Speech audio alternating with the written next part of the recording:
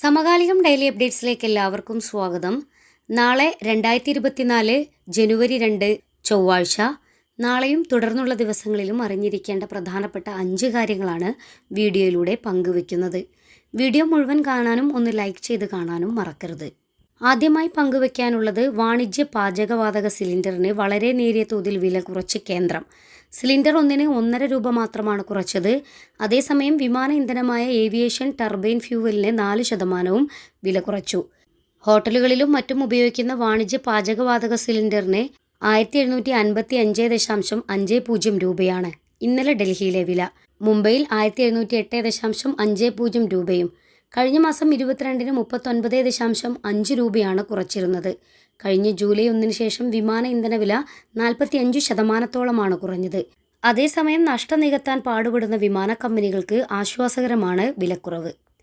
Daily അപ്ഡേറ്റ്സിലൂടെ രണ്ടാമതായി പങ്കുവെക്കാനുള്ള കാര്യം Google പേയുമായി ബന്ധപ്പെട്ട നിങ്ങൾ അറിഞ്ഞിരിക്കേണ്ട സുപ്രധാനപ്പെട്ട ഒരു കാര്യമാണ്.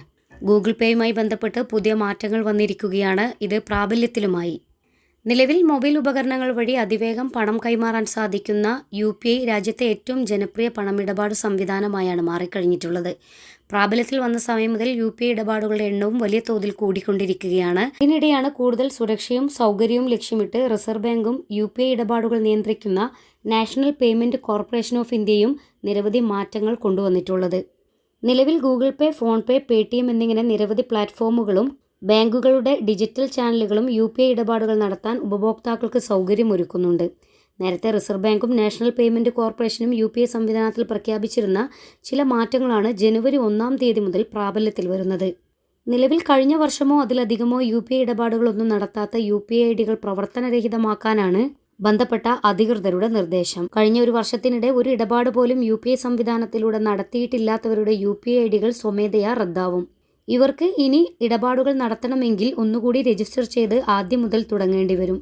നിലവിൽ തട്ടിപ്പുകൾ തടയാൻ വേണ്ടിയാണ് സുരക്ഷാ മാർഗമെന്ന നിലയിൽ ഇത്തരമൊരു നിർദ്ദേശം നൽകിയിട്ടുള്ളതെന്ന് അധികൃതർ അറിയിച്ചു.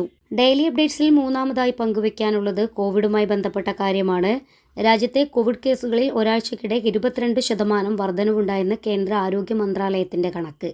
കഴിഞ്ഞ ആഴ്ച 29 മരണങ്ങളും റിപ്പോർട്ട് ചെയ്തു. അതേസമയം കേരളത്തിൽ രോഗവ്യാപനം കുറയുകയാണെന്നാണ് കണക്ക്. പുതിയ കോവിഡ് വകഭേദമായ JN1 പല സംസ്ഥാനങ്ങളിലും സ്ഥിരീകരിച്ചതിന് പിന്നാലെ രാജ്യത്തെ കോവിഡ് കേസുകളിൽ കാര്യമായ വർധനവാണ് ഉണ്ടായിട്ടുള്ളത്. കേരളത്തിലാണ് രാജ്യത്ത് സ്ഥിരീകരിച്ച കേസുകളിൽ 80% റിപ്പോർട്ട് ചെയ്തത്. ഡിസംബർ 24 മുതൽ 30 വരെ 4652 കോവിഡ് കേസുകളാണ് റിപ്പോർട്ട് ചെയ്തിട്ടുള്ളത്. അതേസമയം കർണാടകയിലും മഹാരാഷ്ട്രയിലും കോവിഡ് കേസുകൾ ഉയരുന്നുണ്ട്. നിലവിൽ കേരളത്തിൽ പ്രതിവാര കേസുകളിൽ കാര്യമായ കുറവുണ്ടെന്നാണ് അധികൃതർ അറിയിക്കുന്നത്. ഡെയിലി അപ്ഡേറ്റ്സിലൂടെ നാലാമതായി പങ്കുവെക്കാനുള്ളത് 2024 കേരളത്തിലെ എല്ലാ കുടുംബാരോഗ്യ കേന്ദ്രങ്ങളെയും ആന്റിബയോട്ടിക് സ്മാർട്ട് കുടുംബാരോഗ്യ കേന്ദ്രങ്ങളാക്കി മാറ്റുകയാണ് ലക്ഷ്യമിടുന്നതെന്ന് ആരോഗ്യവകുപ്പ് അറിയിച്ചു. എല്ലാ പഞ്ചായത്തുകളെയും ആന്റിബയോട്ടിക് സാക്ഷര പഞ്ചായത്തുകളാക്കി മാറ്റും. ഹബ് ആൻഡ് സ്പോക്ക് മാതൃക ഇല്ലാത്ത 3 ജില്ലകളിൽ കൂടി ഹബ് ആൻഡ് സ്പോക്ക് മാതൃക വ്യാപിപ്പിക്കും. കാസ്നെറ്റ് AMR ശൃംഖല 40 ആശുപത്രികളിലേക്ക് വ്യാപിപ്പിച്ചിട്ടുണ്ട്. ഈ വർഷം കൂടുതൽ ആശുപത്രികളിൽ വ്യാപിപ്പിക്കും. ഡോക്ടറുടെ കുറിപ്പടിയില്ലാതെയുള്ള ആന്റിബയോട്ടിക് ഉപയോഗം 2024 പൂർണ്ണമായും നിർത്തലാക്കാനാണ് ഉദ്ദേശിക്കുന്നതെന്നും മന്ത്രി വ്യക്തമാക്കി. ഡെയിലി അപ്ഡേറ്റ്സിൽ അഞ്ചാമത്തെയും ഏറ്റവും അവസാനത്തെയും അപ്ഡേറ്റ് നോക്കാം.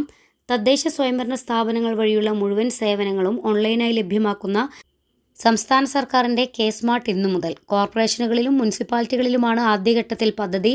ഏപ്രിൽ 1 ഗ്രാമപഞ്ചായത്തുകളിലും തുടങ്ങും. തദ്ദേശ സ്വയംഭരണ സ്ഥാപനങ്ങളിൽ നിന്നുള്ള സേവനങ്ങൾ ഓഫീസുകളിൽ പോകാതെ പൊതുജനങ്ങൾക്ക് ലഭ്യമാകുമെന്നാണ് സർക്കാരിൻ്റെ അറിയിപ്പ്. K-സ്മാർട്ട് ആപ്ലിക്കേഷനിലൂടെ അപേക്ഷകളും പരാതികളും ഓൺലൈനായി സമർപ്പിക്കാനും സ്റ്റാറ്റസ് ഓൺലൈനായി തന്നെ അറിയാനും കഴിയും. ഡെയിലി അപ്ഡേറ്റ്സിൽ ഇന്നത്തെ അപ്ഡേറ്റ്സ് ഇവിടെ അവസാനിക്കുന്നു. ഇത്തരം അപ്ഡേറ്റ്സുകൾക്കും അറിയിപ്പുകൾക്കുമായി സമകാലികം പേജ് സന്ദർശിക്കുക, ലൈക്ക് ചെയ്യുക, ഷെയർ ചെയ്യുക.